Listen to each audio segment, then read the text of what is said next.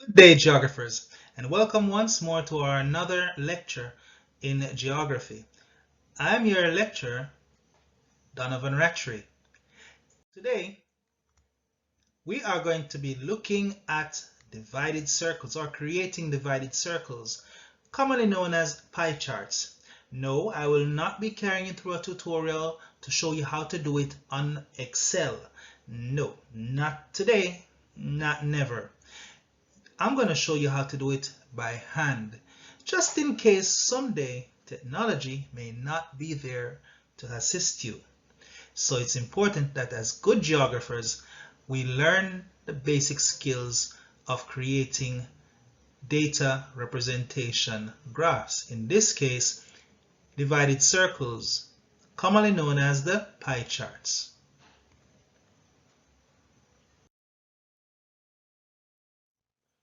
Well, let us assume that we have information presented to us, right? So here we have crops produced by farmers.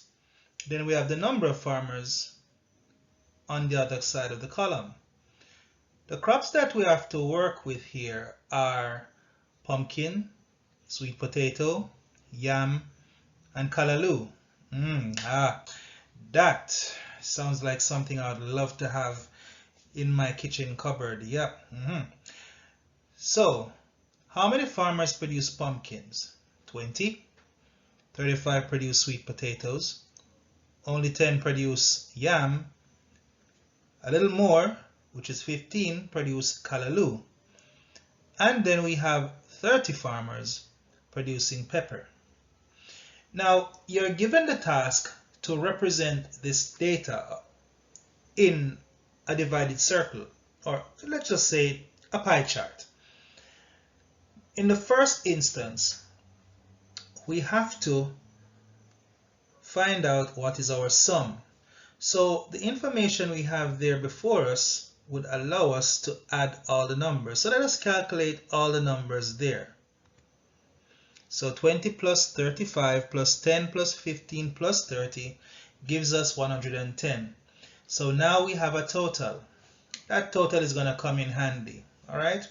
Let me show you what I mean by that. So for each of these crops, we're going to put in the information by simply converting the information to percentage first. So we first have to convert the information that we have to percentage. And this is how we do it. You simply divide each of them by the total, which is 110. So we say 20 divided by 110 multiplied by 100. We get 18%.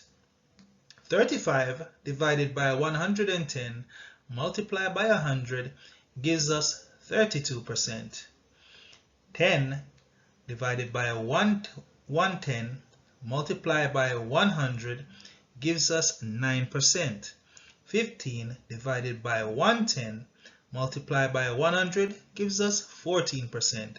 And finally, 30 divided by 110 multiplied by 100 gives us 27%.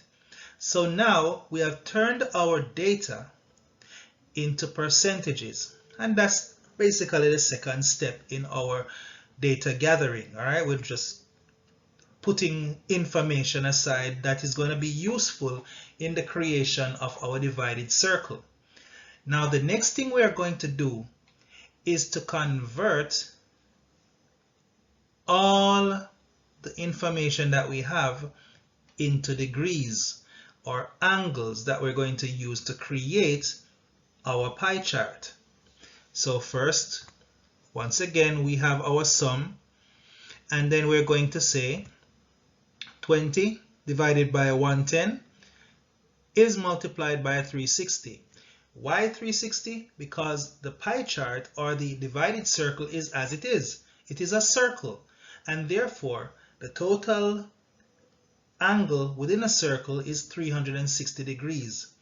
So that is why we are going to multiply by 360 degrees after we divide our quantity by the total. So in this case, we get 65 degrees for our first angle.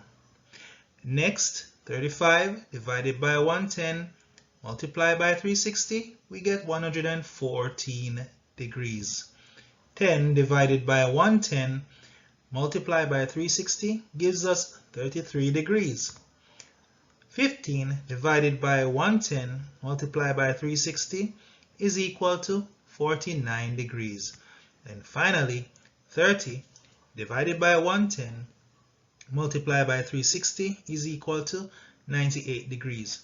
Oh, before I go any further, I must confess that in doing the calculation, especially the percentages, I simply round them off to the nearest whole number for those that I get in a decimal. All right? Whole numbers make it a little bit more easy, but if you want to work with decimals, that is okay. The goal is to ensure that you follow the appropriate steps, and this should definitely lead you into the right direction. Now that we have our calculations, we are now going to move into the other half of our presentation, and that is to now create our divided circle. Let's move on.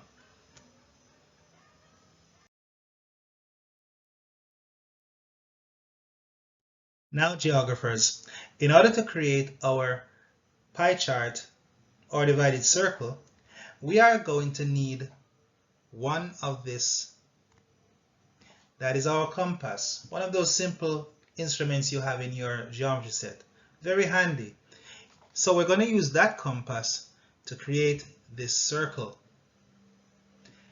Then, using one of this, we're going to draw a straight line right through the center of our circle. That line is supposed to be our starting point from which we're going to obtain our angles. And we're going to do this going in a clockwise direction all the way around. Now the next thing is to get this third instrument. That is our protractor. Also one of those tools you'll find in your geometry set. So just to make sure that you have your geometry set on hand, it's going to be necessary. Okay. Now that we have placed our protractor right in the center of our circle, ensuring that the center of our protractor is also in the center of our circle, and we're doing this for accuracy, everyone, accuracy. Good. So the center of our protractor, which is right here, is also in the center of the circle, and we're going to read all the way around in a clockwise direction. So here is the first thing we're going to do. We're now going to try to obtain our first angle that we have calculated, which was 65 degrees. 65 degrees is about right here between the 60 and the 70. So with that, we're going to use our ruler and our pencil and draw a straight line right through that. There we go. Perfect. Then we're going to try to obtain our 114 degrees. To do so, we're going to move our protractor and position it right there on our 65 degree line. Yes. And in doing so now, we're going to draw a straight line directly from the center of our circle right through the 114 degree point on our protractor. Okay, well done. Again, we're going to try to find 33 degrees. So we're going to now place our protractor like this, making sure that the 180 is up here and the 0 is down here. All right.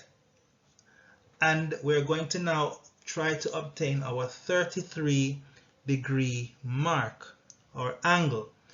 So we're going to use our ruler and our pencil once again to do that. There it is, 33 degrees, right on point. Now we're going to try to obtain our 49 degree angle. So to do that, we move our protractor and place it on our 33-degree line. And then from the center of our circle, we're going to draw our 49-degree angle line. There it is, right there, right on point. Now, we're going to try to obtain our 98-degree angle. To do this, we ensure that we place our protractor right there, right on our 49-degree line. And then using our pencil and our ruler, we draw from the center of our circle right through the 98-degree marker on our protractor. Beautiful, class. All right, we can now remove our protractor. So we don't have any need for the protractor anymore. It has now done its job. The next thing we're going to do is to erase that line that we have used in the first place as our starter, as our guide. So we don't need it anymore. So just so neatly use your eraser and get rid of it. We're good to go now. So now those are the sectors, or should I say the segments of our pie chart. All right, we have 5 sectors, or segments I should say, of our pie chart right there. All right, each of them is for a particular crop and the information to be represented in percentage. Now, the first thing we're going to enter is our sweet potato information. No, sorry. We're going to first of all put in pumpkin. Pumpkin, when we calculated, was actually 18%. So being the first one that is actually aligned to the 65-degree angle, when you look at your calculation, you notice it's the same, right, figures. That good. So we're going to put our pumpkin marker right in here. Pumpkin, 18 degrees. The next one is sweet potatoes, and that is 32%, because it is actually where the 114-degree angle is. Where the 33-degree angle is, we have yam, and yam is actually 9%. Then we have our callaloo, and callaloo is actually represented in the area or the angle which is 49%. All right, sorry, 49 degrees. Therefore, we put in our callaloo and 14% in the same area where we had our 49-degree marker. Good. And finally, our pepper, and pepper is 27%, and we put it where we have our 98-degree angle. And there you have it, geographers. Our pie chart is complete, or should I say our divided circle. Well, not quite. Please, whenever you are doing such a graph or any type of graph, do not forget your title. And the title of our pie chart is Crops Produced by Farmers. That is the title of our graph. Good. Now, you can also shade it in various colors if you feel the need to be aesthetic. All right, is to add some aesthetics to it, some prettiness. But if you're going to use color, may I advise you to either use various shadings with a pencil or use a crayon. Okay, use a crayon and use the common colors that we're all familiar with and not any other type of off-key color, right? So that is basically it. So there you have it, young geographers, how to actually create your own pie chart from scratch without the use of technology. All right. So with that said, everyone, I want to thank you all for stay tuned, for coming and listening to my lecture.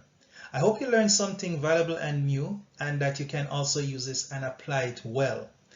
Please remember to click the subscribe and the notification buttons so that every time I present new info, you're going to be updated. And continue to work hard and love geography with all thy might. So have yourselves a great day, boys and girls, and continue to be great geographers.